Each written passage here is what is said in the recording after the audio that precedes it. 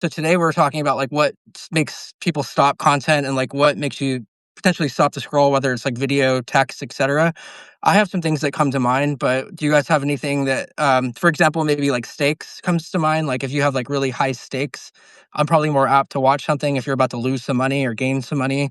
That always tickles me the right way, for lack of better words. But what about your guys' thoughts? I'm kind of a sucker for storytelling. Like, I think that almost all good content kind of comes back. Oh, maybe not all, but the vast majority of content and just writing in general comes back to like being able to tell a good story. And that's like, hooking people in, making them feel like consuming the post was worth it. There's some kind of payoff for them. Yeah, I think storytelling is like the heart of a lot of good content. 100%. Yeah, my most recent thing like is trying to also like take a bit much bigger story and like condensing it, like playing around with like, can I take a big story and make it like 30 words, as well as something I've been trying on LinkedIn and that I've noticed is actually super effective. But yes, storytelling is huge. And I tried two short posts, kind of like what I'm talking about. And one was a story, and one was just more like kind of more my opinion on AI. And it's like the story one absolutely crushed, even though it was like 35 words. They were both about 35 words.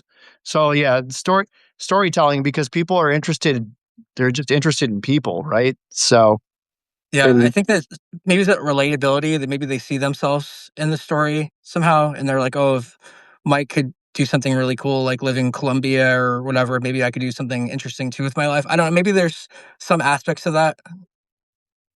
yeah, for sure. And like this particular story as well, it was about like landing my first client for like $500 and how that turned into like a $5,000 business kind of, you know, um through like him misunderstanding what I meant, like 500 a week, no, 500 a month, and realizing, that I'd like grossly underpriced myself. But like, yeah, I only told just the skeleton of the story in this post, and still it crushed. So it goes to show the I power of think storytelling. what you probably did, because I saw your post about that post and your whole process of writing it and how it was like 30 something words. But I think what you did in that post, which again kind of goes back to what we were saying, that like it's about storytelling, because people, if you can tell a good story so that somebody's actually like seeing themselves in it in some way, I think that's like the goal. And that's why I think a lot of like, you know, very content that's like relatable, content that's vulnerable, people see themselves in, when you're like admitting like, this made me realize that like, holy shit, I can actually charge this and I could charge more. This was actually like maybe in some ways a mistake on my end. Like this guy thought I was doing 500 a week. You're showing like some humility, some humanity. People relate to that. People relate to feeling like an imposter and making mistakes. Um, that was something that I kind of like started leaning into in my content more in the last year, because I found that like my posts that would do really, really well often were like really vulnerable and like talking about my failures and talking about like just not knowing what the fuck I'm doing half the time. But those posts would do way, way better than ones where it was like, here's me positioning myself like an expert, because I think also on LinkedIn, people see a lot of that content, but people just see themselves more in the real human sounding, vulnerable kind of stuff. And if you can do that in 35 words, then like that's great writing. Yeah, and I mean, I think yeah, it's a slightly different way of thought, but it's a nice little challenge you can make for yourself. And then it's cool too, because then you can take those. You could start either way. You could start with a big story and try and put it into a note, and then you could expand on it at a later point in a newsletter, right? Mhm. Or you could start with the big story that you've already completely fleshed out, and then just like boil it down to like 30 words. Um, so yeah, I like that. Um, Something I thought about is that sometimes it's like saying the thing that you don't actually want to say. because you're talking about like vulnerable stories, right? So sometimes it's the story where you're like, should I really go into this? Um, Mm, yeah. yeah. One thing that resonated with me about that story with the $500 things is I think that as new like high ticket creators, a lot of including myself, like I always struggle with like is someone going to come back at me and be like, dude, that's like $500 an hour, fuck you, like I don't want to pay that much money to you or whatever. And like thinking back on it, it's like not necessarily about the time, it's about like how many hours you put to learn that, so you can kind of show people how quickly they can get ahead or whatever. But I liked what you said there because like we're trying to like when we're new, we're trying to gauge where we're at and like what the market will tolerate. And I think when I'm new, I tend to play it a little safe myself, like until I get my nervous system needs to get more regulation until I'm like, all right, cool. Like now I feel a little bit safer because I closed these accounts at this price. Now I know that I can level it up to this price, et cetera. So I think anything to do with that, like it will automatically trigger me because I'm like, I'm psychologically, I'm always trying to figure out like what I could charge and like what, like how that looks. And there's really no math behind it. It's kind of like more like trial and error. Yeah, I want to go back to that actually, but did you guys ever hear? It's like an old story about like the boat repairman or something like that. It kind of comes back to this whole lesson of like you're you're not paying me for my time, you're paying me for my expertise. But there's like Mhm. I'm going to paraphrase the shit out of this, but the story Sure. goes that there is a ship captain who like there was something wrong with his ship. It was constantly leaking. He's bringing in all these different guys to try to fix it. None of them can figure it out. And then this one guy who's got like 40 years experience comes in and he fixes it in under 5 minutes and made it look like such a simple fix. And he's like, yeah, it's $10,000. And the captain's like, why am I paying you $10,000 for 5 minutes of your time? He's like, you're not paying me for 5 minutes of my time. You're paying me for 40 years of experience and being able to fix it in 5 minutes. Mm-hmm. Um, again, 100%. paraphrase the shit out of it, but that always stuck with me. I could probably find it for you guys. But I think like, you made a post about this earlier this week, Jer, and I think I commented on it because it's not about like, oh, I'm paying you this much for this many hours. It's like, no, you're paying me this much because I have all this expertise. I'm really dedicated to this craft and I'm taking all of this time and mental energy off of you. Yep. And like, if you honestly don't think it's worth that, then like that's cool. Be willing to walk away. But oh no, I can't remember what else you said that I was gonna touch on. But yeah, that's my rant. That's In good the though. boat story, I wonder. Oh, are you talking about Jeremy's post? Yeah. Yeah. In the boat story, was there any element of it being, well, like, this is your boat, so what happens if it sinks? Like this is something Mhm. pretty serious, right? So, Mhm. but yeah, no, that's good. I've noticed some of the stories that I've been digging up more recently are much older stories for me. Like they're stuff from like 10 years ago. Mm. Because some of the best stories are more when you were like really finding your way. Like you were between, like you were switching, you were trying to bridge out of the 9 to 5, or I just thought of this other story yesterday that's like I would have never thought to speak about this story because with LinkedIn, I feel like you sometimes these stories just don't occur to you that this could be like valuable for somebody because maybe you're thinking too much from that business lens. So I found that Substack has been interesting for me in that way because it's making me think outside the box more and be more open to talking about weird stories. Like the time I worked at this sketchy advertising company that like was like everything they were doing was legal, but it was just so morally wrong, right? So talking about something like that, whereas on LinkedIn, I would have never thought to speak about that.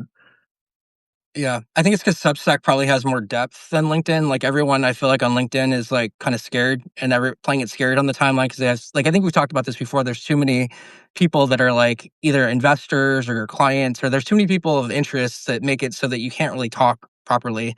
Or at least everyone that I've seen, they're kind of like more like kind of playing it super safe. And I saw that story that you're talking about, Mike, about like working at that shitty environment and like having like these like just feeling in this like nasty place where you don't feel like super right. I've been there before, like where I was like in a sales role and like they didn't train me and all or like pitch me this product and I had a panic attack and like right there in front of the VP, and I like couldn't say shit, and then literally I like lost all my train of thought, and like I felt like shit. Like I was just like, what's wrong with me? I was like, this is like terrible like feeling. So I remember a lot of those corporates. There's probably a lot of corporate stories that we could pull from, or like experience where it's just like hell. And I think a lot of people can relate to that too, because I know that other people panic and have anxiety and all this sort of shit. So like it's not like we're the only people that have it.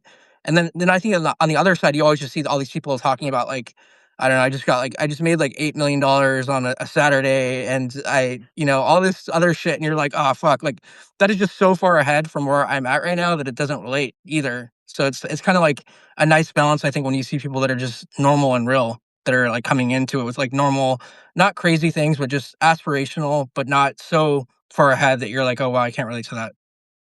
Yeah, I think you and I touched on this on a live that we did before, Jared, but I think if you're like, even if you're somebody who's like making content online and maybe you're still figuring out like what your offer is, and you're like, I'm still figuring out what to do with my skills and I don't have an offer that I'm trying to promote yet.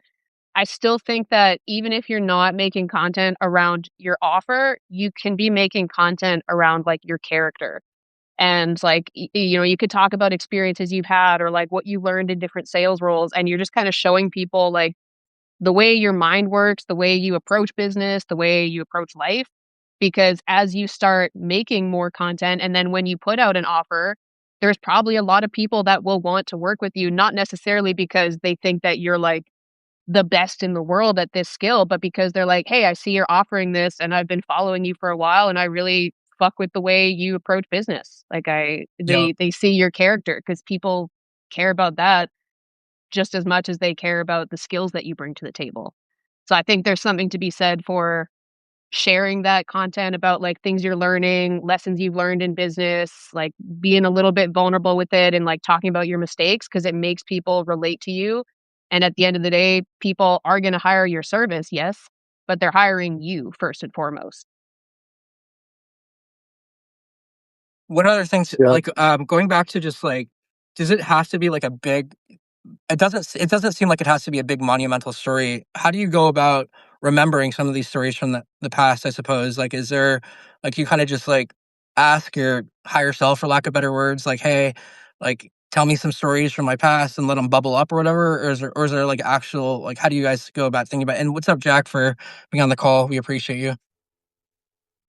Yeah.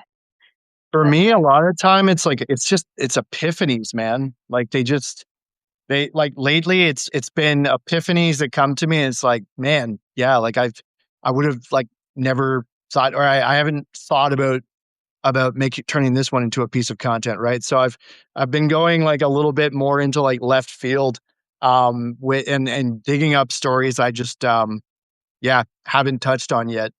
And going back, like 10 years, because I started seeing people on Substack, um, where they're sharing stuff that's, like, very recent for them.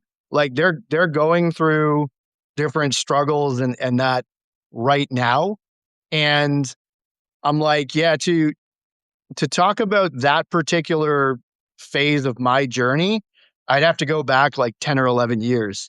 And that's what made me think to even do that and bring up stories of like the time I said, like that $500 restaurant client, right? I have to go back like 10 years to dig up that story. But so for me, it's very cool digging up these stories that I didn't think about while being on LinkedIn. yeah, I think it's just lessons learned for me. Like lessons you learn along the way of like how you want to do things. Because I think like we've all had different like sales roles or some kind of sales experience.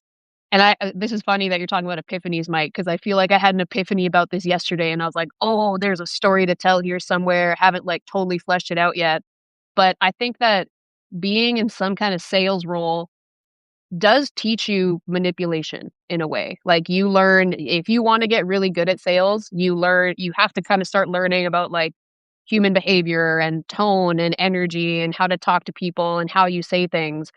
And I think there's a reason why sales is kind of like people think that salespeople are manipulative because they absolutely can be. Because when you have that many conversations with people and you learn about human behavior, you can learn how to manipulate people a little bit. But the difference is some people get into those roles and they realize, I don't want to do it this way. I don't want to be manipulative. So it's like you start learning the skill and then you decide, do I want to be that way though? Um, and I feel like that was a big thing for me in a sales role, because the way that I learned sales was like a very kind of, for lack of a better term, like a very like masculine way of selling, of like, doing the hard sell, like kind of putting pressure on people, like scripted objection handling and the whole like act now or you're going to lose it. And I just found like it could work. And there were people on the team that, did really well and they made it work. But I was like, I don't want to do it this way though. Like if somebody doesn't honestly seem like they want to do this or they see the value in it, I'm not going to take my time to like convince them. Um, so I think that in sales, like you do kind of learn those skills and how to like more or less like handle people. But then there comes a point where you decide, do I want to do it this way though, or do I want to maybe be the example of how you can do it differently? So that was a very big like business lesson for me.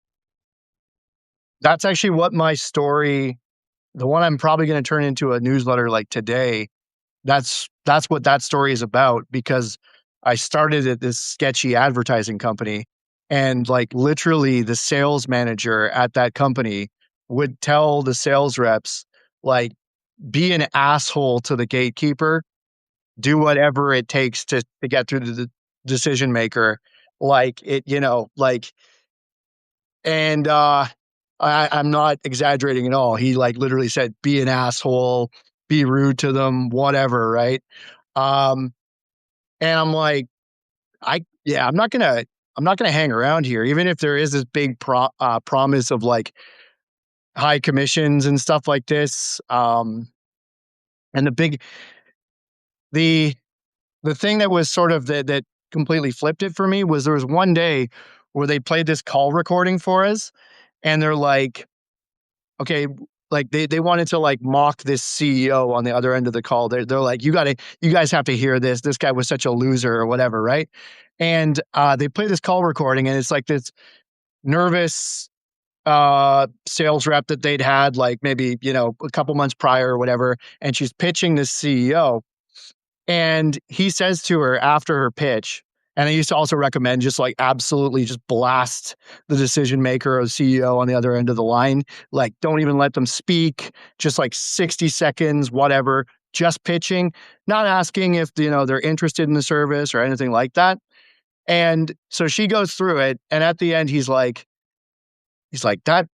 this must be so hard for you to do all day. He's like, that script, he's like, who wrote that script for you? And he wasn't even being that much of an asshole. It's like he actually genuinely seemed like he almost wanted to help her a little bit. He was almost consoling. Like, this must be so brutal doing this all day, right? Like, he's like, that script is horrible. You never asked me at any point if I'm even interested in the product or service. You didn't qualify me at all. You just like just pitch the whole way through. He's like, if you send me that script, I'll rewrite it for you.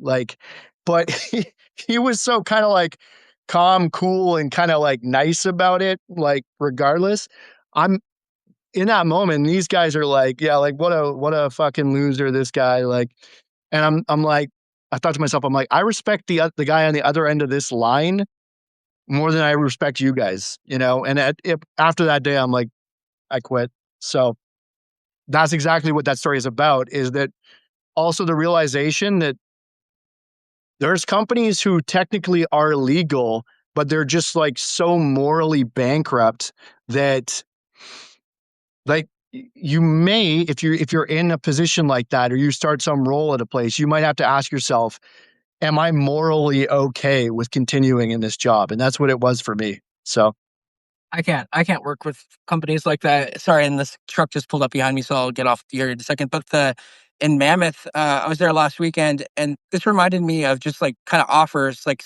my niece was trying to get a snowboard lesson, and she went on a private lesson for a couple $100.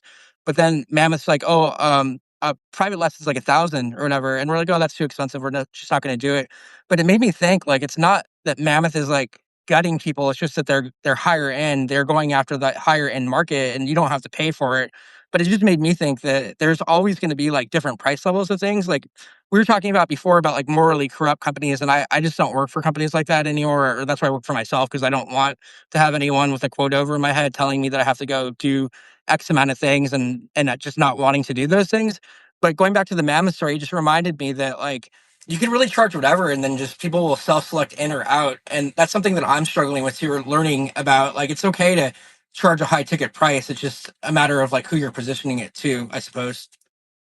Yeah. I think there's a lot to say for like moral alignment in business. And I feel like that's become like the biggest thing I look for in like people I partner with or people I'll like refer to. Yeah, I want to refer to people that I know like have their craft, they have their skill, and they stand by the results they provide. Like I've sent people in Mike's direction before because I'm like, hey, I know you got like a really tight offer. You seem like you're kind of figuring it out. But it's more of like I feel like I know this person and I relate to the way they approach business. I think that that's, like, even more important. Like, the very, very first person that I ever worked with when I, like, first got started in online business was somebody who ran a coaching program, and he basically taught people how to grow their business on Instagram. His whole big thing was Instagram. And I learned a lot from this guy, but the biggest thing I learned was how I don't want to do business because this guy was like you said, Jer, like maybe not illegal, but like very morally corrupt. Like I watched it happen at least 3 times where like we'd all be on the call with a new client and this guy was such a smooth talker. He was like amazing at sales in that he was just really good at convincing people and like speaking really confidently. And I distinctly remember this one call, and I think this actually might have been like the last straw kind of thing. But we were on this call with this guy, and the funny thing is, the client that he was trying to bring on was a personal friend of his. So like they'd been friends for a long time, and he's talking to this guy, and he's saying like, "Yeah, we're gonna do this, this, this, this, this," and he was basically taking like 20% of this guy's company. Like the ask was huge, but he sold it with confidence. And then as soon as that client got off the call, we asked him like, "Man, how are you gonna do all this? Like, that's not even part of your offer." And he's like, "Yeah, we're not gonna fucking do any of that." And I was like, "Fuck." And, it was hard to walk away from because, like, that was, like, my first taste of making money as an entrepreneur. Like, I'd walked away from the corporate life, so it felt like a really big deal to be like, "Am I gonna just walk away from my source of income right now?"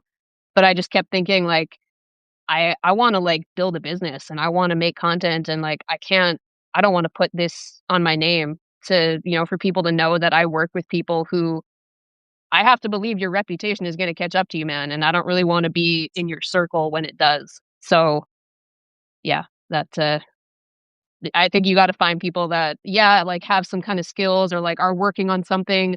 They're working in a direction that you're also trying to go, but I think you gotta find people that are, like, morally aligned and like, "Oh, I stand by the way these people approach business," you know? Yeah.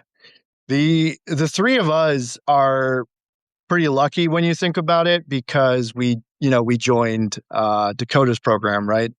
Um, but when you think about it, like, how often do you hear about people who joined a coaching program that actually wasn't ethical, right? Um, and it's interesting too because, say, with that program, like, look how many good people have come into that program. So it also goes to show that, like, because those guys are ethical and actually want people to do well in this, like, it has attracted so many good people. Um, yeah, so interesting how that works. Mhm. Yeah, I was really attracted to Dakota's style because he just seemed like a nice person. Like he like looked like he was having fun, like a good time. Didn't take himself too seriously, but was very like at the same time strategic and very smart and like really good at storytelling. And there was something about him that was very magnetic. And I love the fact that I did join it and met all you guys and everyone else because now it doesn't feel so lonely building. Because like the biggest problem I was having building by myself was just like not having any friends or like not having anyone to like bounce ideas off and then just sort of like stuck in my head at times because I'm like, am I charging not enough? Am I charging too much? Like just not enough. Like it's just like me and like AI like having conversations or whatever. But it's so much easier when like you have like your peers going, oh, you're charging too little, you're not charging enough, da da da da da. Because then it's kind of like, all right, like it's other people are telling if other people are telling you this and there's other signals, then you kind of have to listen at some sort of point and be like, maybe I'm the one, maybe I'm the problem. Maybe I need to like work on my self esteem or my confidence or whatever. Yeah, yeah. I made a post about this like this week, and I was specifically thinking about like you two and these couple calls we've had because I was actually like looking forward to this call just because it's fun to like bounce shit off of people that are on similar paths and like you can kind of all be there to support each other and kind of bounce ideas. But yeah, I think when you find people that are like kind of moving in a similar direction and you can see that like they're really dedicated to their journey and they approach it with a similar like integrity as you do, it's just so much easier and so much more fun than figuring it out by yourself.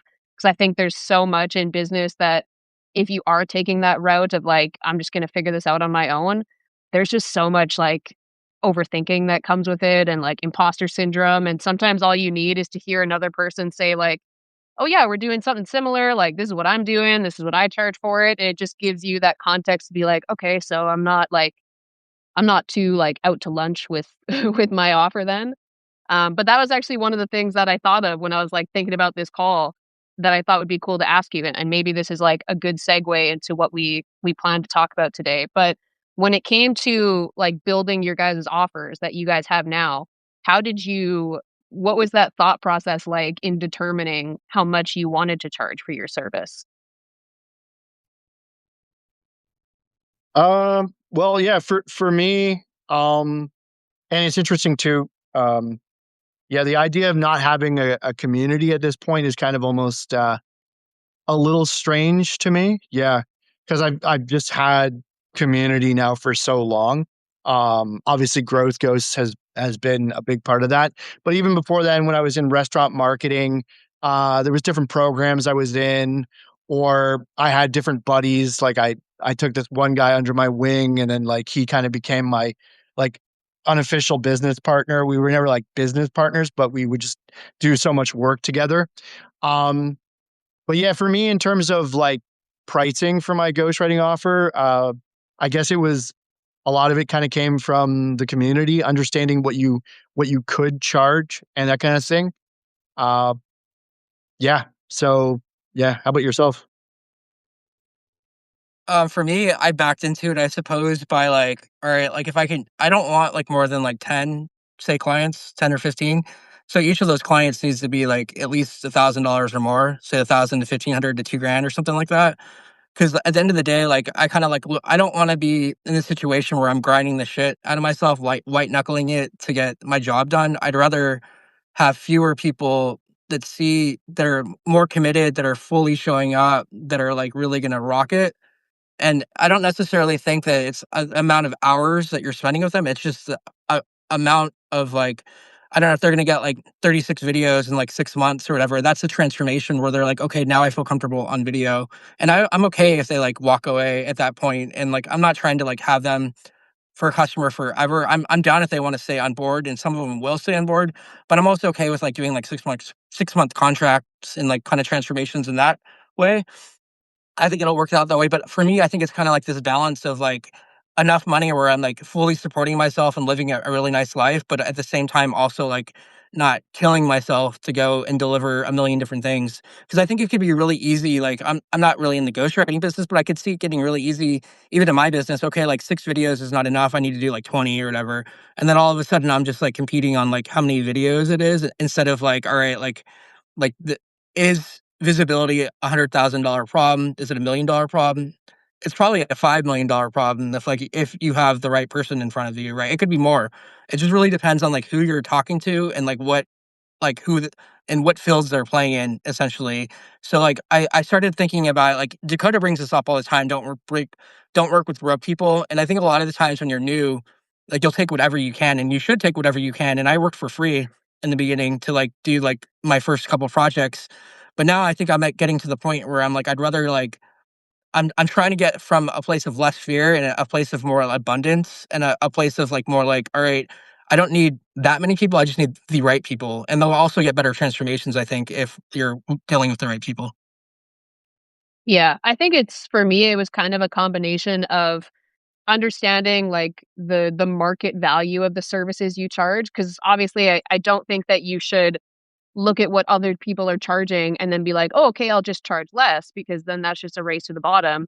But I think there is value in understanding like what the market value is of the service you're providing to kind of have just like a reference point. And then I think if you combine that with like what you want your work and lifestyle to look like if you kind of break down, okay, I want to make this much a month, that means I need to either get this many clients or like doing a kind of breakdown for yourself of just like what you want your business to look like. And then combining that with a reference point of like, what do people charge for services like this and for the results that I provide? I think that'll kind of give you an idea of like where you want your price points to be. But I think the bottom line is just like having a investment that you actually stand by. And we talked about this on the last call too. Like, if somebody asks you like, well, why do you charge what you charge for your service?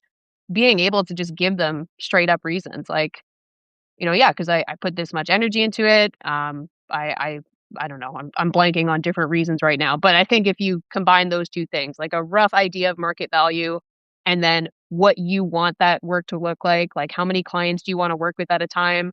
Because you might find like, okay, if I want to make 10K a month, I would rather that come from 4 to 5 clients than 10 clients because I'm going to give those 4 to 5 clients a way better result than I will if I have 10. And just knowing what that looks like for you so that not that you have to like be prepared to justify your price, but just so you can like rationalize it for yourself and like honestly stand by it because it honestly makes sense to you. Have you gotten that question on a sales call? Like, why do you charge this much? I've gotten it before on sales calls for sure, yeah. Like even, Yeah. like with like that program that we were talking about last week doing those sales calls, it's really funny that sometimes people hear the investment and they're like, "Wow, that's amazing, like, that's so reasonable." But then you'll get the next person that's like, "That's crazy. That's so high." So it's like, you kinda start to take it with a grain of salt that, like, it is gonna depend on that person's perspective of, like, have they ever learned about ghostwriting or have they ever looked at a business coaching program? Like, because the people who have done different coaching programs or who have hired different service providers will have a little bit more context and will probably be less shocked about your investment amount. But yeah, I've gotten all kinds of different reactions, not to my personal offer because that's like very, very new, but for other things that I've been a part of, yeah. It's Yeah, it's interesting. I can remember, this will give you a little more like insight, in terms of selecting prices in this. Like when I one point I had sold clients even up to like say even 4,000 US dollars a month, right? For Twitter. But then when I got on LinkedIn and once I started, you know, trying to really get clients from that platform and launch like an offer and that kind of thing, I did like immediately the first thing I did is I lowered the price because I really had no idea. I'm like, what kind of money is out there on LinkedIn? I don't know. I don't feel like I've really seen what's out there on LinkedIn, even though statistically speaking, like people on LinkedIn make more money and like, or 76% of people on LinkedIn make over like this amount and all of this. So, but I'm like, I need to test this for myself and see. And I just felt like even just taking $1,500 off of the price made sense. And there was different things too, because like on Twitter, we used to do more. We would do more short form content. You'd be doing like 3 tweets a day, and then like maybe 8 or 12 threads a month. So there was kind of a higher volume of tweets and stuff. So for that reason, I'm like, yeah, let's just price it at 2,500, see how the market reacts to that, and yeah. So Mhm. I think it's partly just like testing the market too, right? I think when I was newer, like I would get into this phase of like, oh, like I was so confused on like what to price that it made it was really hard to figure out just even like, okay, I'm going to put my foot in the sand here and see what happens. But I think Hermosi says that, like, like if someone keeps on, if you do 10 prices at like, say, 3 grand and you keep on getting rejected or whatever, like you got to kind of analyze who's your target. Is it the right ICP? And if all those questions are answered correctly, then it's like, okay, if these are my targets, then maybe there is something wrong potentially with my price. But my mom actually, she's retired now, but she was a high end hairstylist, and she would charge a shitload of money, like on, it'd be like $300-400 for like color and like a cut or whatever. And people would get right in her face and be like, "This is way too much money. How do you expect people to pay for this or whatever?" She's like, "You don't have to come to me, and you're paying for my skill. Like you're paying for my professionalism and my level of skill and the amount of hours that I've done to get this good, essentially." And I think a lot of it too is like not a lot of people are studying like content and writing and stories and frameworks as much as we are and obsessing about these things. So I think that the thing that we're bringing is that we're bringing in that like obsession into their business, which makes them money.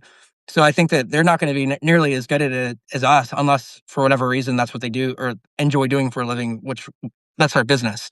So Yeah, I think that kind of like your mom's example goes back to like the boat story of like, hey, you don't have to come to me if you think this is like totally ridiculous for you to pay to get your hair done. Like, there's probably 100 other hairstylists within walking distance of this place that you could go to. Um, but I think too, there's like when you have been doing something for a while and you've developed some kind of level of expertise around it, and I don't mean in that like you necessarily consider yourself an expert, but you're like, I've gotten clients, I've gotten people results. I know that there are people out there who will happily pay this and they're happy with the return they get from it. It gives you way more conviction to then just stand by that price because if somebody else is like kind of insulting it and saying like, "Oh, it's ridiculous. How can you charge that?" The straight up answer is because I have people who pay that. And I think it like again it comes back to what I said before of like if you know that like for example, if your service is $2,000 a month and you know that you mainly target people who, have established businesses, they're maybe like a coach or a consultant or service provider, they're making over 20K a month and you kind of do that math in your head that you're like for that type of person, this offer would make sense because it's a percentage of what they make in a month. And if you get enough clients and you know like who your ideal client is and like how their business is doing and you know that your offer fits into that well, it gives you way more conviction when you do get those people that are kind of like insulting you or saying like that's ridiculous, how can you charge that? It's like, well, I have clients that happily pay that and they're really happy with the results, and having less clients allows me to focus more on the clients that I already have. And I don't really want to be working all day every single day, so I intentionally take less clients so that I can give them more of my energy and still have energy for myself. Yeah. Like there's actually also I had a mentor who one of his main things is helping agency owners charge more, basically. Charge more high ticket. And he like really reframed why charging more is actually a lot of the time also just more ethical. Because let's look at like just even like practically, like even if we look at the numbers of if you sell, say, a $2,000 service, or let's say it's a 2,000 or even a $1,500 ghostwriting service, right? And but you live in like the States or you live in Canada, um, and you start to factor in things like, let's say you pay a writer, like you'd be lucky if you could find some writer, maybe that you pay $400 or something for the posts for the month, right? So that's one thing. Then there's different software. Then there's a graphic designer and all this, right? Now, you're probably you're gonna at $1,500 a month, you're gonna have to find ways to cut corners. You like legit, you are going to have to find some ways to cut corners. Maybe you're outsourcing the writing to like another country where if you're paying like a writer, say in like India or Pakistan or like the Philippines, that if you pay them like $400, that's great for them. Like that's a ton of money, right? But you're not going to be able to, for example, hire like, um, maybe a writer from the UK or the US I'm not saying that you couldn't find a great writer from India, Pakistan, the Philippines in this, but like, if we're speaking about like somebody with like where English is the first language, all of this. So like at a certain point, you might have to like sacrifice and cut corners just to even make it work at 1500. So it's actually like often like less ethical to charge less because you're yeah, you can't provide as good of a service because you can't go also with higher ticket people for fulfillment, right? So yeah, it's actually more ethical to charge more. Um, but as long as you're selling to the right people, because you can't go to somebody who's making like $10,000 a month, $15,000 a month, even $20,000 a month and say, my service is $4,000 a month, $5,000 a month. That's a quarter of their business, even if they're making, $20,000 revenue, right? So, There's yeah, there's something to be said about perception too, and like if it's too low, you're people almost wonder like it's going to be shitty quality, and like I don't know why, but there's this perception of like when it's priced right, it feels like in the right zone where like oh that makes sense why it would cost that much because this X, Y, and Z or whatever, and I don't know what that is, but I do know that like if you go in too low, then you end up almost commoditizing yourself, and then they also for some odd reason want more too. It's like a weird like thing where people tend to be more difficult when they have less more to lose, I suppose. So I think it is a lot about targeting, like Mike said, like making sure that there's enough, I guess, revenue in their business model to afford extra services like this. Yeah, that's a good way to think about it. And I think like what you just described there, Mike, from your mentor is like basically hit the nail on the head of what I was trying to say. You just said it way better. Like it just comes back to like you I actually gotta thank standing him by for that. your yeah, yeah. But like you actually standing by your offer. But that's a really good way to frame it is like if you're trying to charge so little that charging that amount is forcing you to spread yourself thin because you need way more clients in order to be able to build your business and get by, then like you're probably not serving those clients as best as you could. As if you said, okay, I'm going to raise my price by $1,000 or whatever, so I can take on less clients, so I can focus more on the clients I have, so I can get them better results and they're really happy with the service. I think that's like probably one of the strongest ways that if you felt like you had to explain to somebody why you charge what you charge, breaking it down like that, I think a rational human being would be like, "Oh, okay, that makes sense." It's not just like I'm just trying to make as much money as I can. It's like no, I'm trying to grow my business and hit my goals while also servicing my clients as best I can. And me spreading myself too thin by taking on too many clients because I'm charging too little doesn't really serve me or them. Yep.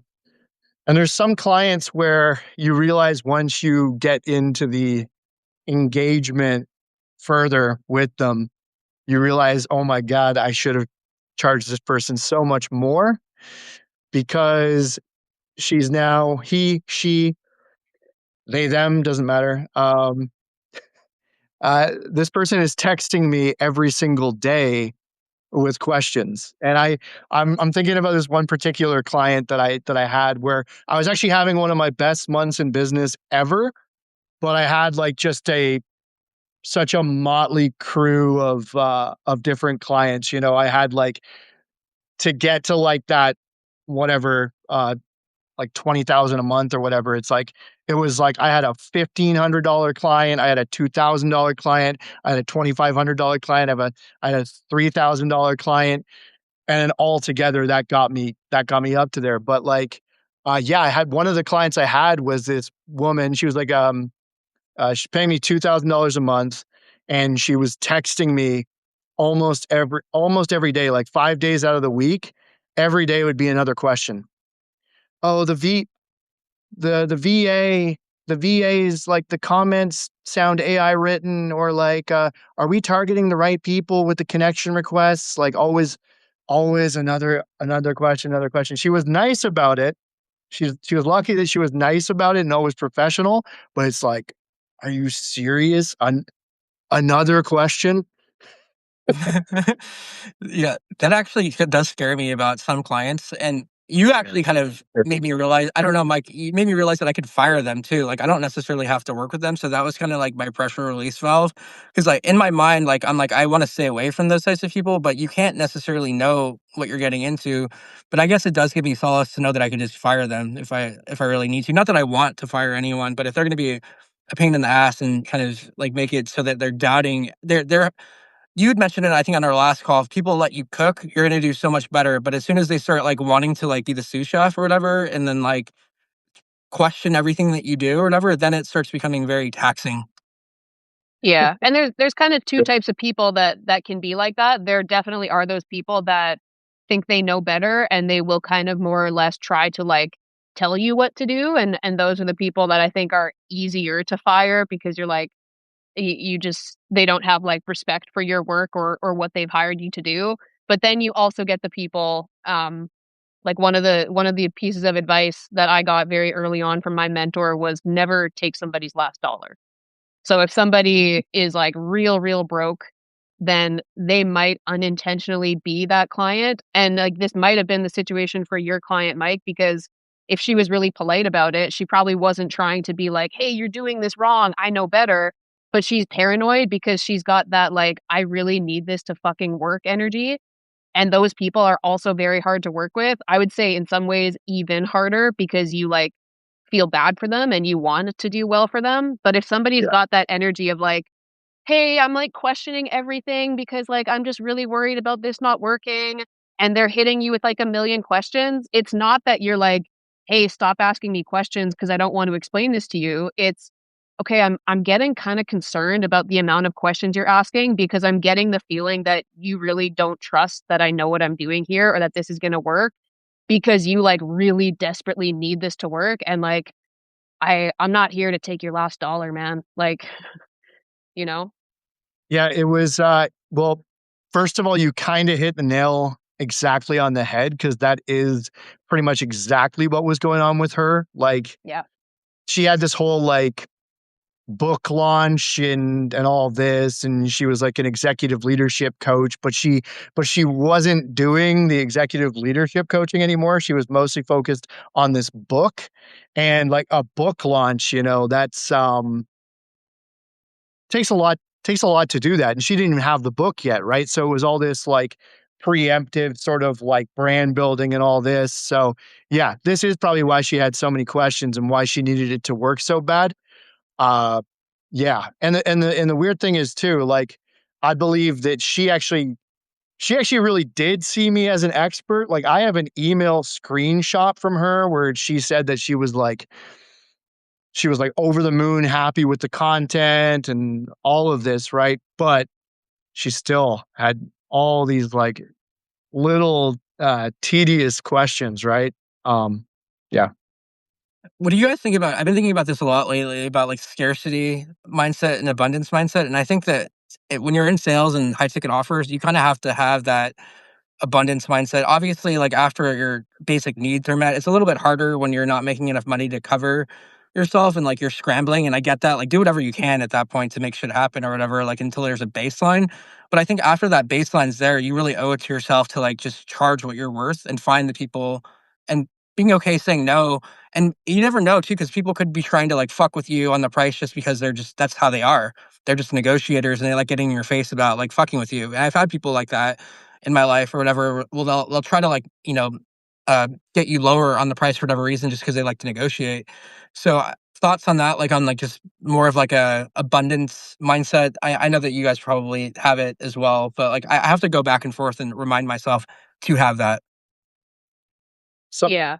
sometimes Oh, the go ahead, Mike. abundance mindset um, is established or achieved by first of all stacking some lower ticket clients.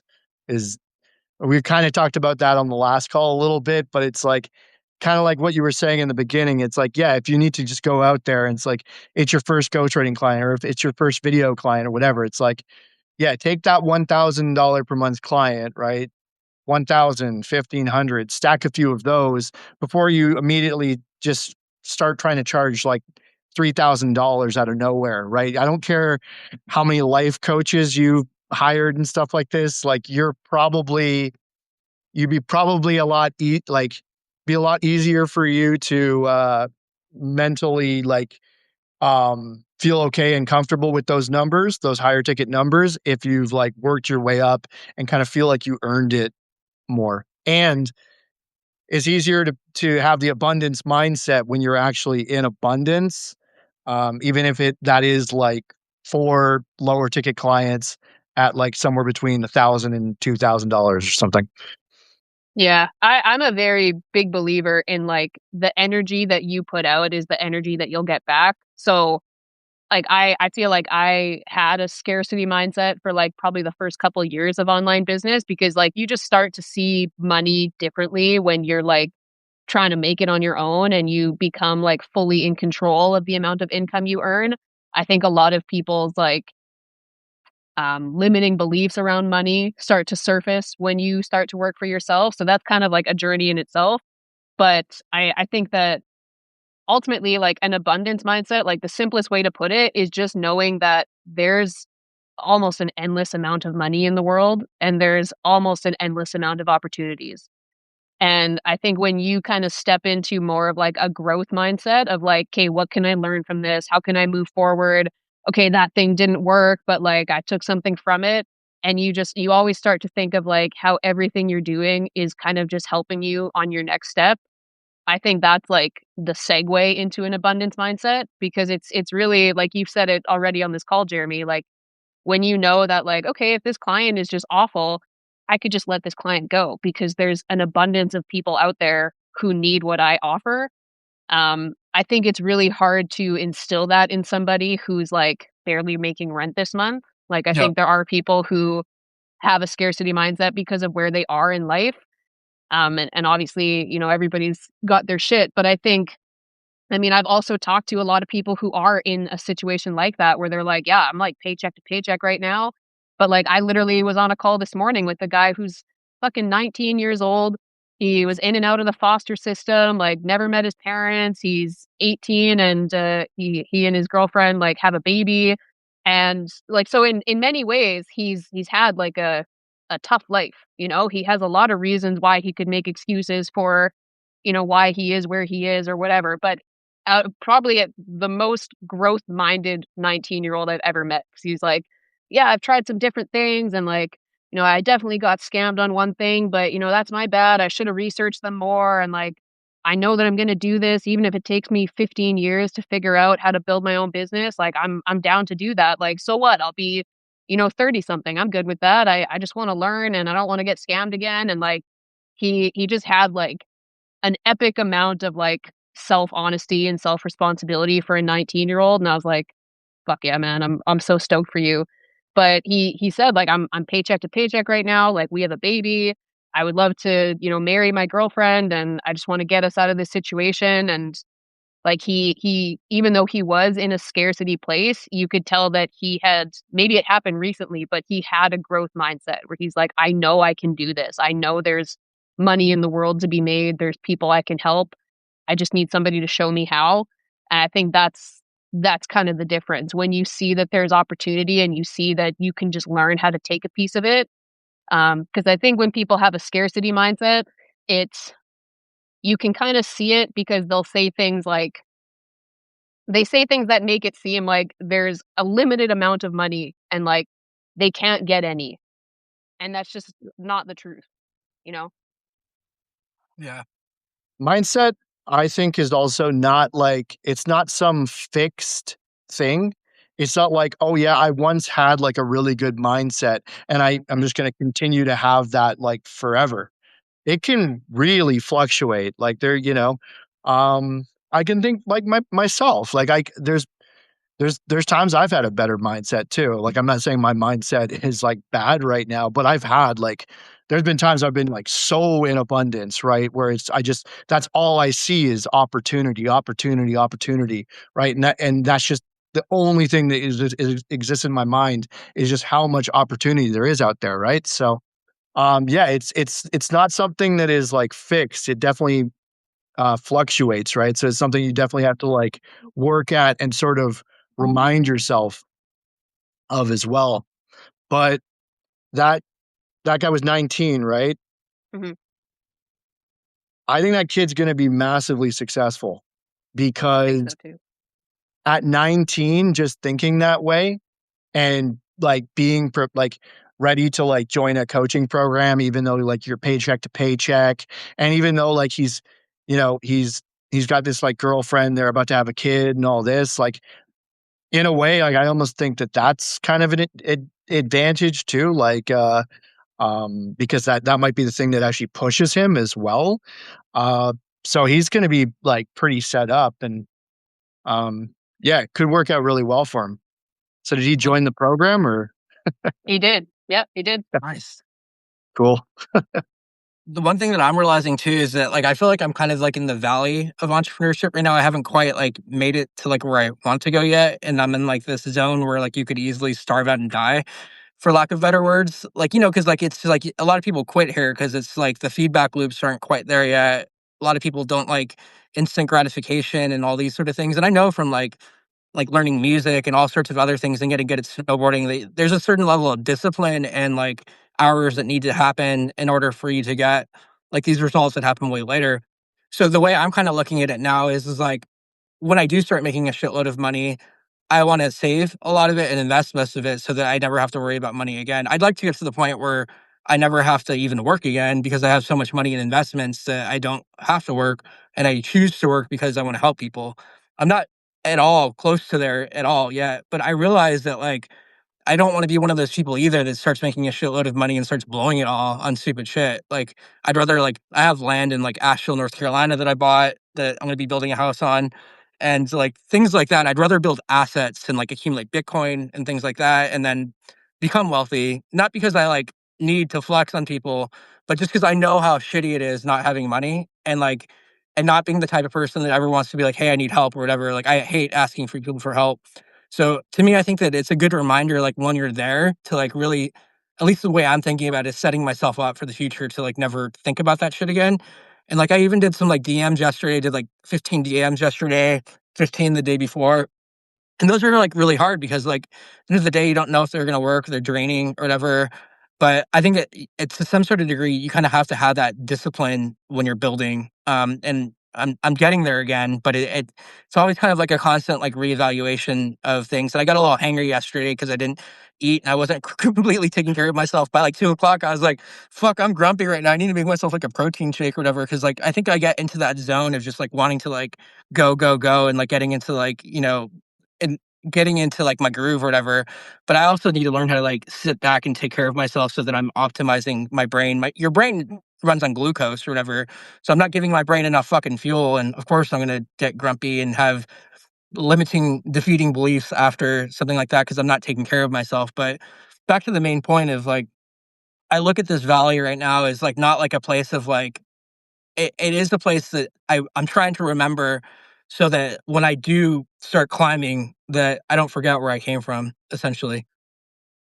It's interesting to hear that you feel like you're in a valley right now, Jared, because like I mean, obviously I have a bit of like an inside perspective on what you're doing, but I'm also an outsider of, what's going on in your brain. But like from where I stand, I think it seems to me like you're gaining momentum. Like you figured out how to put your skills into an offer. You have people that you're offering it to. You have people that are coming to you from your content. Like it might feel like it's happening slower than you want it to, but like from where I'm standing, I feel like you're climbing. Yeah, I think it's just probably not as fast as I'm just used to like shit happening, like being good at shit and like not having to work that hard at it and like, things like that. So I think that when you come from a place like that, like it's hard to like it's not that I don't it's not I'm doing the work, it's just not coming in as quickly as I'd like or whatever. So I think that we're all like that. I think growing up, I was that type of person that I felt like I could do anything. Like I never thought like anything was impossible. I literally thought I could do anything. And I think as I got older, that sense of like uh I don't know, that sense of naivety has, like, gone away. Like, it's not like it's still there, but I just realized, like, I'm getting older, like, I need to make shit happen, like and I think that that's maybe the biological time clock too of, like, "Alright, like, I'm not 20 anymore. I need to fucking, like, go, like, hard and, like, make this shit happen." And I think when you see other people that just, like I don't know, like, Talon, for example, like, seemed like he ramped up in like 4 months or something like that, and then he was off to the races or whatever. So I know it's bad to compare yourself to people, but when you see other people's like success stories, then you're like, oh shit, like this was taking a lot longer than I would have liked. But so I guess I'm happy with where I'm at, and I'm grateful for everything that's happening in the inbound leads and the counts that I do have or whatever. But like I'm definitely not at the place where I'd like to be yet, you know? Did you Uh, ever watch the oh, sorry, Mike. I was just gonna ask Jerry, did you ever watch the interview that I did with Taylin where he talked about his climb? I yeah. don't know if I saw that. Yeah. Okay. He Tell spoke to this, and I was very grateful that he even, like, talked about this, because I okay. asked him I just asked him, like, "You seemed like you, like, blew up really quickly, and, like, you became a pillar of success that Dakota shared about his program, so, like, why do you think you grew so fast when some people, like, struggle to get clients for months or years?"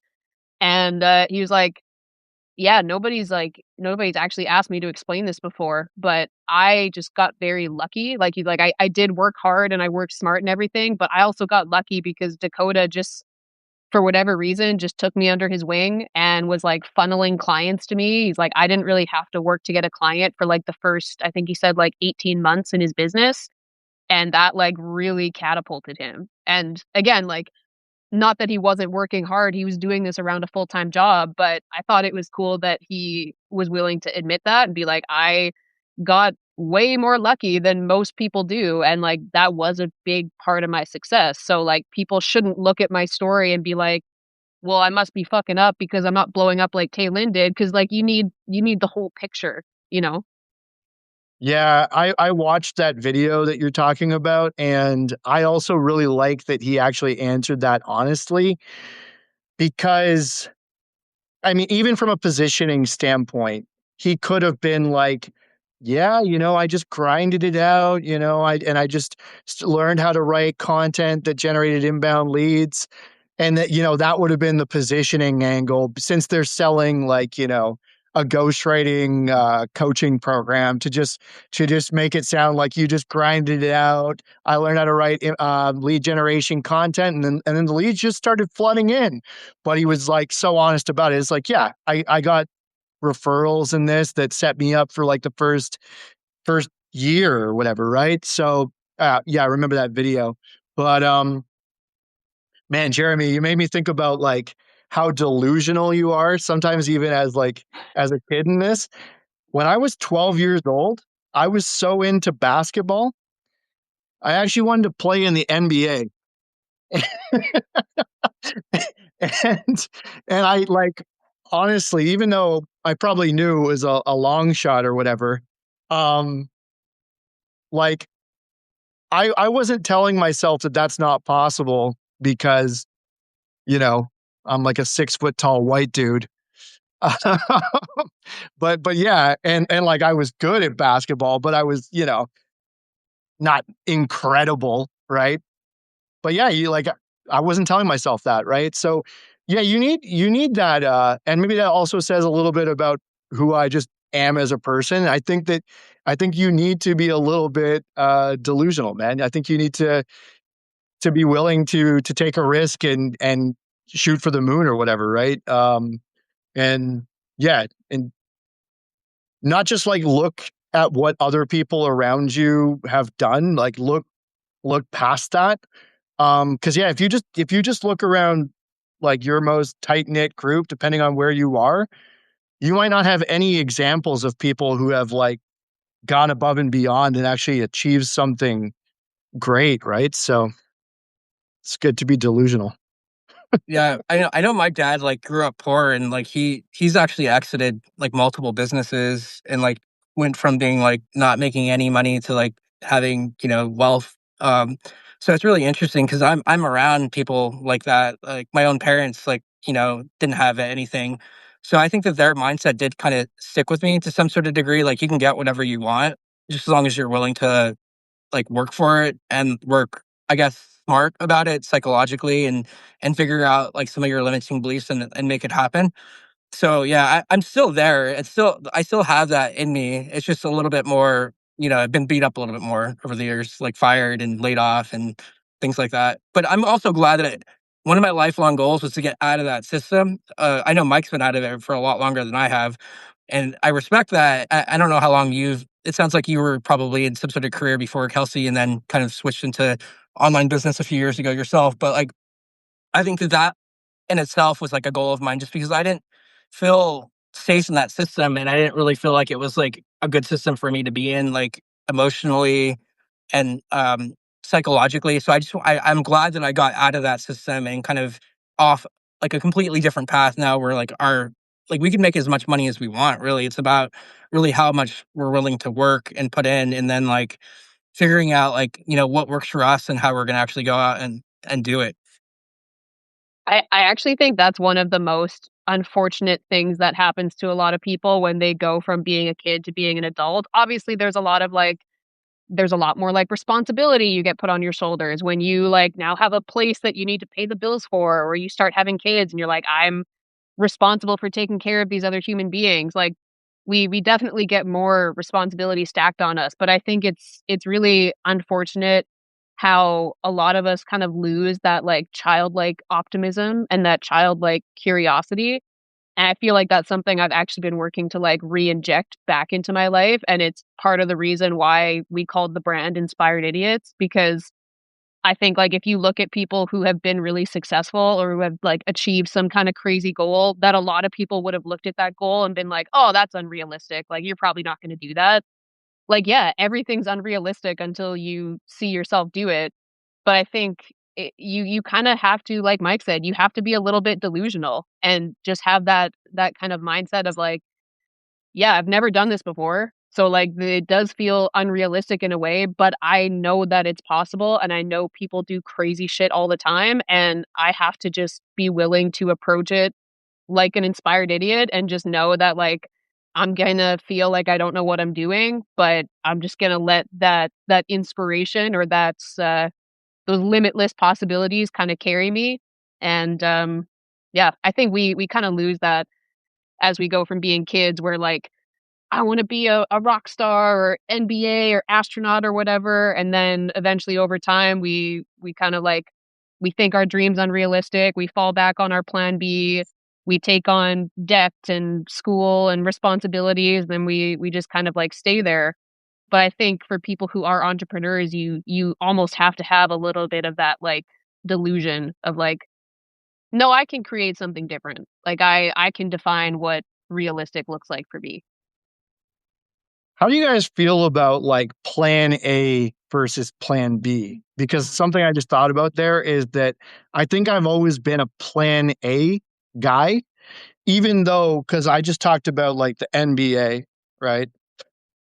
And then like when I was 14, I picked up a guitar and I got into music. And then by like, 16, I was playing in bands and I did that all the way until like 27, right? But I've always just been a plan A guy because it's like, okay, uh, 10 years old to 14, loved basketball, wanted to play in the NBA. 14, got into guitar music, rock music, all this, wanted to be a rock star basically, right? But I never was like, okay, and if this doesn't work out, this is my plan B. Hmm. Instead, I've just been willing to pivot if it didn't make sense anymore. If I was like, I don't know if this is what I want to do anymore, right? But that wasn't a plan B. It's just Yeah. going with the flow and taking something as absolutely far as you can until it just doesn't make sense anymore. Yeah, for me, there is no plan B. This is the only plan A. Like, it has to work, and I won't like unless my head gets chopped off. Like, I'm not gonna like stop until. And I think that that's part of like the relentlessness of like some of our personalities.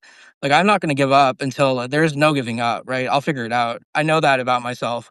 But I think there's that saying of like burning the bridges and swimming to shore. Like, that's the way my mind thinks. Like, fuck it, I'm gonna burn this bridge and just and I've already talked so much shit about corporate America that I don't even think I can go back there because like all the shit that I've talked on LinkedIn, like people are not going to want to hire me. So like, I think to some sort of degree, like it's yeah, there is no other option to but to make this work. So I'm with you, Mike, on like no plan B. Yeah, I've had that same thought about myself. I'm like, fuck, even if I ever wanted to go back to a job, I don't think I could because an employer would look at my content and within 5 seconds they'd be like, "Oh, this girl is unhireable." And in a way, that's a really good thing because I have officially burnt those bridges. But I agree with you, Jeremy. I think again, like going back to like when I talk to people who want to start their own business, if people are talking to me about like a plan B or they seem like they're kind of planning their exit before they're even in, I'll just tell them like, yeah, man, you don't sound like you're ready to join. And it's not that you can't be a logical thinker in that way, but I think there's something to be said for that. Like if you're kind of looking for the exit sign before you're even through the entryway, I mean, like you're not even betting on your own success here. And like if you're not thinking that you're actually going to stick with it, like you're already kind of planning for like, okay, well, what am I going to do when this doesn't work though? Like it goes back to what we were talking about last week. Like it's probably not going to work for you if you're walking in already like looking for the exit sign. So I've never really been a plan A, plan B thinker. I'm more of a like, okay, this is what we're trying to do. This is how we attack it. We're just gonna figure it out as we go. And like if it all goes to shit and blows up in our face, then like we'll just pivot from there. But I think it's just about like knowing what bigger journey you're on and like how committed you are to that journey. Because I'm sure like we all have, income goals and stuff that we're trying to hit, but we also just have like a certain type of lifestyle that we're trying to build. And I think when it comes to that, like what you want your life to look like, I don't think you should have a plan B. Yeah. I also think that, like, right now with, like, the internet, like, where we're at with, like, Substack, LinkedIn, like, this creator economy thing, like, the Dakota Robertsons and the Dan Coes of the world have already proven that it could be done. So us, it's kinda like we're, like, following paths that they've already cut, but kind of doing our own thing in that. So I think that I tend to play in places that are kind of up and coming, and I like that we're playing in a economy, the creator economy that's completely new and completely fresh, and like you can carve your own path. So I think that window of opportunity is it's not going to be like not that it's to say that it won't be forever, but I think that right now it's like a really good opportunity, especially for where we're at and like where we're at in this game. So, like, I realize that, like, we're in a very special time right now, and I think that the faster we, like, establish ourselves and to be known for, like, a certain thing, the quicker our success is gonna be compounding, in the future. Yep. And I think about that whole like plan B thing as well. Like, I think 100% somebody could still, they could have a job, right? And they could be doing the entrepreneurial thing as like a side hustle, right? But that to me is like not, that's still not plan B thinking because they're not viewing it as something that they're just gonna like fall back to. It's more like they're just like looking for the sort of most like optimized, like kind of a safer way of building the entrepreneurial thing while doing the job at the same time. But that's still not like what I think of when I hear about people talking about a plan B. Because to me, what we're really talking about there is someone who's planning for their inevitable failure, right? Mhm. So, mhm. Yeah, I think that's different than planning than a plan B. Like there's a lot of people who start their business on the side of a full-time job. And I think they're just seeing it as like, this is me slowly building what I want to build. I think that's different than like, okay, plan A is this, but plan B is what I'm going to do if plan A fails. Like, well, if you really, really, really want the plan A scenario to work out, why don't you put all your energy into doing whatever you can to keep figuring it out instead of putting energy into planning your backup plan? Like, again, I think like the energy you put out into the world is what you get back. And I think there is some validity to like, we are the creators of our own experience. And I think being an entrepreneur or like, achieving any big goal is always going to come back to like you actually trusting you to follow through with what you say you're going to do.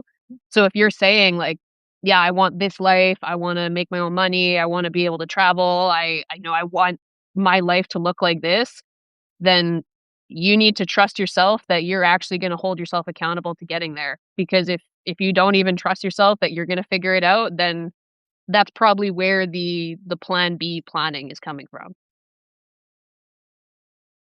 There's something to be said about something between, like, a belief and a conviction, right? Like, we all have a belief, but once you're like, "I have a conviction that this shit's gonna happen," that that's I think what happened with me is I was a podcast producer at my last role, and I ended up getting canned, and they were okay with me like working, doing my thing on the side, and that worked out pretty well for like a time period. But as soon as they like fired me, I was like, all right, this is it. Like, there's no like turning back. This is like my opportunity just to say fuck it and like and make this happen. And I think that sometimes people get pushed into that situation like that, and I kind of did get pushed into that situation where I was like, okay, like this is so now it's just a matter of like executing right and staying like I guess healthy and staying like making sure that all the stuff gets done on a daily basis to continue like moving forward. A lot of the parts that I had struggled with, and I've talked about this on like growth coach calls, is just like the outbound DMs and shit like that. And I'm getting to the point now too. Like I think Mike had an essay the other day about like just doing one thing and then another thing. So like if you could just get a little bit of momentum, I could trick my mind into like not like thinking so much, and just doing the work. Because I always want like novelty, and I always want to be creative, and I always want to be doing the cool shit and not like the boring work, I guess. And I guess the boring work is part of like the bill paying work. I hate the boring work. I hate, like, say DMs, right? That to me is the perfect example. Man, I don't like sending DMs. I really don't. I really don't. I would much prefer to just have inbound leads coming to me. And maybe I've been spoiled in that way because I have had times where it's like, yeah, it is that easy. Just like put out the post and have and get like, you know, 3 to 5 leads or something like clockwork, right? But or even better. But yeah, that's sometimes it's just not the reality, right? So sometimes you got to send some DMs. But yeah, I don't love it. And for me, it's actually been helpful to remember that most people don't love that. In fact, probably nobody really loves sending DMs.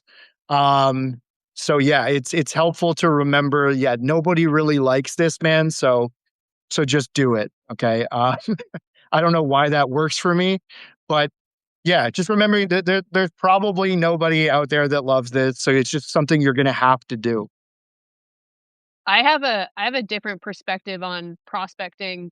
Uh, I don't know, maybe just I've done it from different angles before, but I actually think prospecting is really fun when you're really excited about what you're doing. And that's not to say that like you're not in any way, Mike. Like everybody's kind of got their own stance on this, but Yeah. like for example, I've been kind of figuring out like what kind of offer I want to build around the Inspired Idiots interviews, and like it I feel excited about it because this is something that I was already doing for free. So it's like work that I'm doing anyway, and now I'm figuring out how to build an offer around it. And like Jerry, you and I have bounced ideas back and forth, and I was like, "Oh, this is so dope! Like Jeremy's doing something similar." But I get really excited about it because I don't have everything figured out yet by any means. But I feel like this is like what I imagine alignment feels like, in that I'm like, "Oh, this is it. Like this is I again like I'm still carving it out, but I'm like this is going to be the thing." So I'm like really excited to even message people. Like I have a plan this weekend to like start messaging people who I've already interviewed and just be like, I always send them their assets and everything, but just be like, "Hey, we talked before. I'm just letting you know, like, this is what I'm doing." Like, and just like show that excitement, and not to like pitch them, but just, to be like, "Hey, if you know anybody who wants to make the kind of content that we made on the interview, there's a lot of unknowns. I don't know exactly how I'm going to say it, but like, I'm genuinely excited to message people about it." I think for me, where prospecting or like DMing people can get really like dry and like I don't want to do it is either there's there's probably something about that person that like I maybe I'm not that excited about the prospect of working with that person. Like that could be a reason. I know Yep. Jerry, you mentioned this on a previous call where like when you are genuinely interested in what somebody's doing or what they've been talking about, it makes messaging them so much easier because you can come at it from a very real place of like, "Hey, I really fuck with your content. I love that you talk about this." Like, just wanted to say that. It gives a whole other energy to the message because now it makes sense to both of you why you're messaging that person and it's real. So I think if somebody feels like, "Oh, I fucking hate prospecting, I hate DMing," I would either question, "Okay, are you really excited about what you're doing?" Which I think all of us are. And are you really excited about what that other person is doing? Like, is there Yep. something about that person that makes you really excited? And if you can't say yes to both of those questions, then maybe you just need to pivot who you're messaging so that you're more excited about messaging them. Yeah, I think you are dead on. And yeah, here's the way I see it. I think that if you're not excited about outreach, it's one of these things or potentially all. And I just wrote a little note here. It's like it's either the wrong people that you're reaching out to, the wrong offer, like maybe you're genuinely not excited about your offer anymore. Maybe there's certain things in your offer where it's like fulfilling on this is a pain in the ass. I don't want to offer this anymore. And you know that even in just the back of your mind, and or it could be like the wrong platform, right? And there's other ones too. I mean, it could be the wrong service. It could be so many things. But like, yeah, if you're not genuinely excited to talk to people about it, there probably is something. There's something fundamentally wrong, and it could be any one of those things. Because I know that, like, in terms of wrong people, there was a time definitely where I was like reaching out to the wrong people on LinkedIn. Like they were in the wrong kinds of businesses that I was like genuinely not actually that excited about. Um, and yeah, so I think there's a lot to be said about that. And if it you telling me that you're actually genuinely excited to message people is kind of just rewired the way I think about it. And yeah, And you, yeah, you changed the way I think about it a little bit too, right there, Chelsea. So thanks for that. Like, yeah, I think that maybe getting in my own head, my own way there. But one thing I thought about for you too, and I thought about offering it as a bonus for like this guy that I have a call with like next week is like maybe this person wants videos. I'll do videos with them. Cool. We could do like, 2 hour sessions. I'll cut 6 videos or whatever. But might be interesting too. Like if someone's not on Substack, hey, like I'll interview you on your business on Substack, right? Are you for you, Kelsey? Like you could basically do the interview, have it automatically push to YouTube, and then give them extra clips on top of that, or like a newsletter. There could be a whole business model, like in that alone. Because like I'm looking at it going like some of our I did a post on this yesterday. I think there was like 15,000 views from some of these shorts that we've been doing that are automatically being pushed to YouTube. And you think about that, like it's pretty powerful because like they're getting the people that are on the live call. We have 16 people right now on the live call. That's a classroom size. And then 15,000 more eyeballs to the YouTube thing, right? So I think that there is something definitely there. I don't know how you would structure it, but yeah, I think that like this fractional kind of podcaster thing could be a thing for sure. Just like if you find like the right people. Yeah, I've actually thought about that before too. I'm like, "Oh, how could I?" Because I do like when I record with people, I like using Riverside because I know that I'm gonna get a higher quality end output because it's pulling the audio and the video from their end. So, I like Riverside for that and a few other reasons, but I have thought like, "Oh, is there a way that I could, like, also push it to Substack, though?" And I haven't quite figured it out yet. Maybe I'm just not this tech savvy when it comes to video, but obviously if I'm recording with them and they're using Riverside, they I mean, I guess that unless they got their phone going and and we had 2 separate setups, like, I'm recording with them on my computer, but then I'm also simultaneously recording on the phone. I think I get a little bit confused when I think about, like, the microphone situation and stuff like that. Also, I think you guys can correct me if I'm wrong here. I think you have to have a Substack account in order to do Substack Lives, or You am have to I have at wrong? least 10 followers too. That is a little bit of a kink too. Yeah, yeah. oh yeah, So yeah, then I'm putting another barrier on, like, if I want and that could be an add-on maybe, that's maybe not part of the core offer, but if I wanna do Substack Lives with people, they need to be on Substack, so that could make sense for some people, but these are all part of the things I'm ironing out, and, I think, like, with the offer right now, I'm in a place where I'm like, "'Kay, I think I need to stop trying to anticipate all the things and stop trying to plan, like, what all the bonuses or add-ons could be," and I think I just need to, like, start having these conversations and just start offering it to people and then know that I'm gonna, like it's gonna refine and evolve as we go, but I think there's something to be said for kinda calling yourself on, like, "Okay, am I preparing or am I, like, over anticipating the shit out of this, and I just need to start putting it out there." I think there is a way using an SMTP thing to go live from Riverside and then push it to YouTube to Substack. I would imagine Substack's algorithm would still cut up the things like it does for us. I'm not sure. I haven't tested it yet, but that was something that I was going to test. So I don't know if you have the live version of Riverside, but that's something you could potentially look into because Mhm. and then also like, hit up a hot or something. Like he's part of our community. I'm sure that he'd help you out with that, like a little thing or whatever. He's probably take him 5 minutes. He's freaking that guy's like his brain is like crazy with like engineering. So I think that like stuff like that, like we have the resources now in our group that we could figure this type of stuff out easily. Nice. Yeah. Yeah, that'd be cool. Yeah.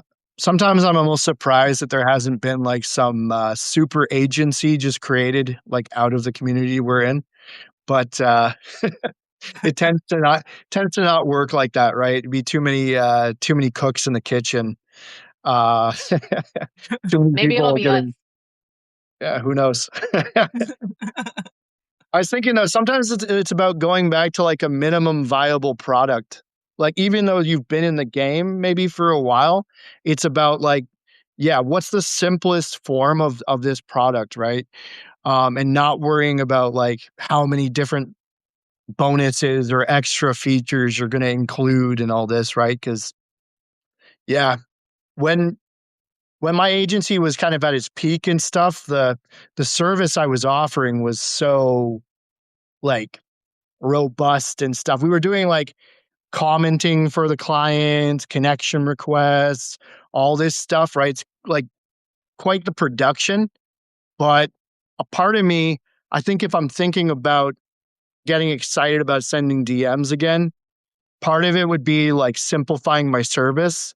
So it's not just this bloated service where you got like a VA writing comments with AI just to make it work. Like some things are just not like that, for example, trying to do comments for CEOs and founders. It's like, it's not really a very easy service to fulfill because how do you fulfill on that and have it sound like them and be authentic to them? It's the complete opposite of authentic, right? So that's something that even myself, I think that I need to remove.